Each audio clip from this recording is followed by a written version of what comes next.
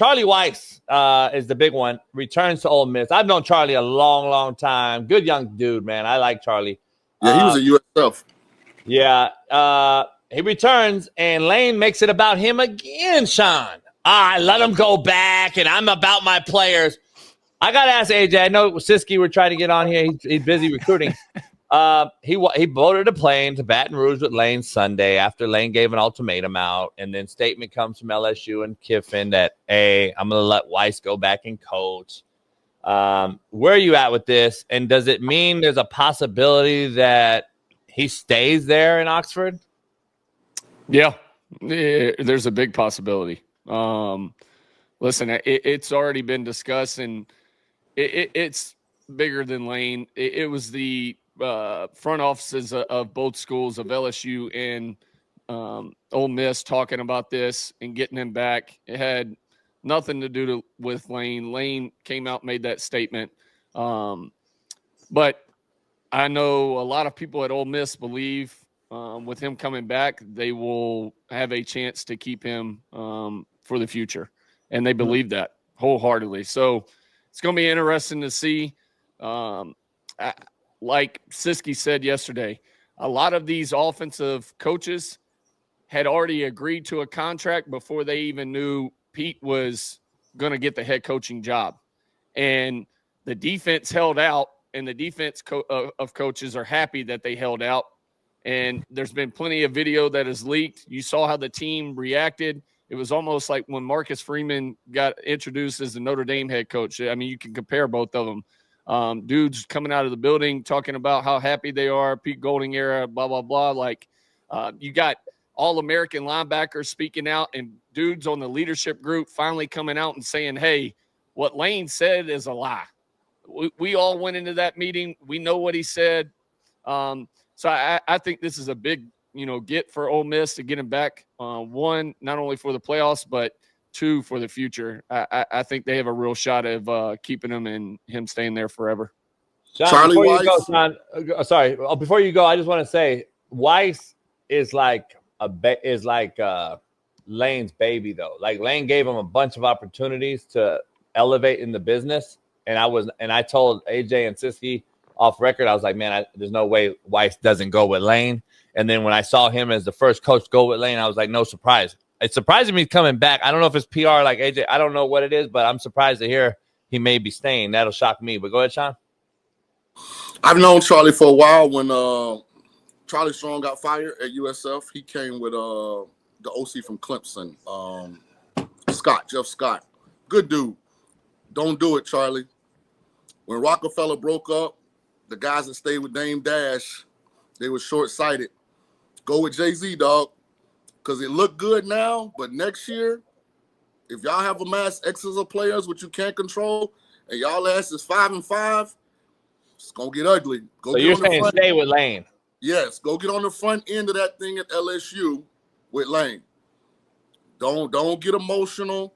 Think big picture. Go with Lane, Charlie. Yeah. So what part of him being his own man and own coach and like his dad, I mean, does that not factor in it? Like, I mean, he's been calling the plays. So at what point does he say, hey, I'm good. I want to do my own shit. I don't want credit to be given to you anymore. And it seemed like I'm an afterthought in this. And let me have a chance. I know what the Grove Collective can do for us at Ole Miss. I know the players that we can recruit. I know the players that we have there that respect Pete. And if it's my show, I can make this thing happen, and they'll build a statue of me in Oxford. So at what point do you separate, right? Like that's the thing as a coach. I mean, it's the same reason I look at coaches that fall under Coach Saban. They stay there a couple years, and then after that, they want their own shot, right? It's why Kirby was the longest tenure coach ever. It's why an OC at Alabama never stayed more than 2-3 years. It's because they wanted to get their own gig and do their own thing.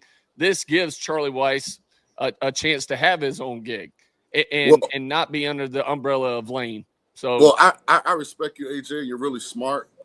Although you got to upgrade the public education system in Alabama. It stinks. Fantasy and reality, they collide at some point. See, the differentiation between what you're talking about is almost all the, especially offensive coordinators at Alabama, were fired head coaches. So they were in a rehabilitation mode. They had gotten fired from a head coaching position, come to Alabama, be the OC, not the OCs. Most of them, Loxley, Kiffin, Sarkisian, all them guys were fired head coaches. That's later, though. Major Applewhite got hired. He wasn't fired. Jim McElwain got hired. He wasn't fired. Doug Nussmeier got hired from Washington. He wasn't fired. But you're going back to the late 90s, early 2000s. Well, I'm talking about. It's early. This is my time. Yeah, that's AJ. Lane was after that. Lane stayed. Lane got fired. Sark took over. Sark called that game for Lane. Sark was just an analyst. Right. Yeah, Lane got fired. Major became a head coach from the OC at Alabama. Yeah. Where? He left Alabama to be a head coach? He ended up going to when did he take UAB, over? Didn't he? UAB or no, he went to Houston at some point, but I can't remember where he went to right after. Nussmeier left the OC to go be a head coach? No, but they brought in Lane. Jim McElwain did. My point, the OCs at Bama who left the OC position to go be head coaches were all fired head coaches. The other guys didn't. The other guys didn't leave the OC position at Alabama to take head coaching jobs. You're talking Bill O'Brien. You're talking fucking Sark and Lane, who came as a rehabilitation to your. There were three that weren't fired head coaches. Jim McElwain is the only one that left the OC at Alabama to go immediately be a head coach. Nussmeier and Major did not. So what I got? I got 7 in my box. Y'all got 1 in your box. But that doesn't prove your point, though. We're moving the goalposts, though. I don't know what you're. No, we're not. What I'm saying is, and listen, Charlie could do what he want to do. I'm just saying it looks sweet right now because there's so much negative energy towards Lane. But next year, the expectations of Ole Miss are going to be through the roof. Whether Lane stayed or whether Lane left. Let me ask you this. To think that Pete Golden and if Charlie stays can meet 11 wins next year, I don't know. Expectations at LSU are going to be much greater than Ole Miss. But much you're greater. In year 1. But you're in year 1. But it doesn't matter. BK, he had the expectation after year 1, and they were talking about he ain't a right fit. You don't think them paying the Lane $92 million, and he goes out there and has a flop? Listen, I know enough Cajuns to know. I'm close enough. You close enough. You went to school down there. Them motherfuckers ain't playing around. Brian Kelly there and have a flop year. When Brian Kelly, they're gonna chop that motherfucker head off. When Brian Kelly was hired to LSU, I remember saying this: LSU got to be dumb as a box of rocks.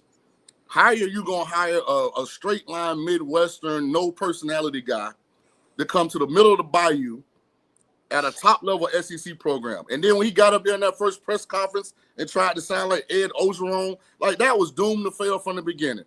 Lane's a much better fit at LSU. He's going to ingratiate himself to the people a lot better because they don't got that negative energy that they got in Ole Miss and Oxford right now. And I'm telling you, we're going to revisit it. Hey, Bailey, clip this segment because we're going to revisit this next year in December. And I want to see what it looked like then.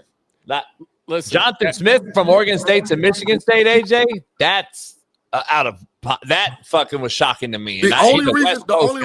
The only reason I didn't push back on Jonathan Smith leaving was because Oregon State, Washington State got left out of the conference realignment. So you stand at Oregon State, that's a lame duck situation there. All I'm saying is you think all the stuff coming out about Lane is wild right now. Just wait till you see how LSU handles business. And look up the history of them hiring people to follow head coaches around, to find dirt on them, to let people know. This goes as far as the state level.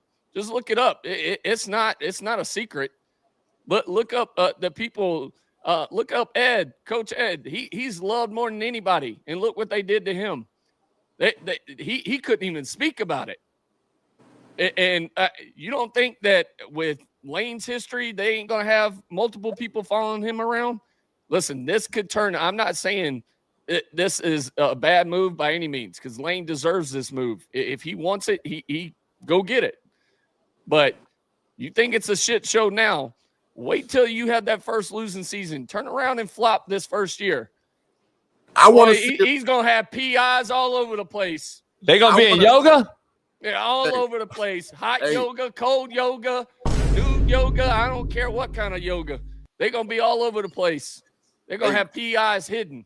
Hey, yoga good for your hips, man. Your thrust. It improves your thrust, AJ. Hey, Shaun, let me ask you your this. Your ass ain't got down on no yoga mat in about 18 years. I get down, man. I just can't get back up. Hell no. You fall down, too. You don't get down. You fall down. First of all, don't you say nothing, because you took 2 10-step play actions yesterday and damn near stroked out. So you shut I'm still sore. I'm legit. I'm legit sore right now. Me and the wife laid in the bed last night, and I saw it on YouTube. I put it up. We watched the whole thing, dying laughing. Bro, I was crying. My ribs were hurting. Hey, you see how I seeded the ball, AJ? I got that motherfucker, seeded it to my third hand, and then I got it back there. Shit. We almost had a live death. Man, these numbers would have went through the roof, man. I think it would have did like 10 million views. Hey, let me ask you something real quick before we move on to the next segment. You got the same energy for Charlie. Do you have it for Brian Hartline if he leaves and takes Oregon job as the OC or Penn State as the head coach and 100%. Does his own thing? 100%. So why is it okay for him to do his own thing and Charlie Weis to stay with Lane is the thing to do for him? Well, here's the hard thing as a position coach, and you have to be very careful with this. When you get a national label as a great recruiter, sometimes it's very hard to overcome people thinking you're just a great recruiter. And so I think from Hartline, this is his way of getting from under maybe that narrative at Ohio State, going to a different situation. And if he can elevate that offense, he has a returning quarterback most likely in Dante Moore, and make them look explosive, that his opportunity to become a head coach might be substantiated. Because that's a real thing in college coaching. Yeah.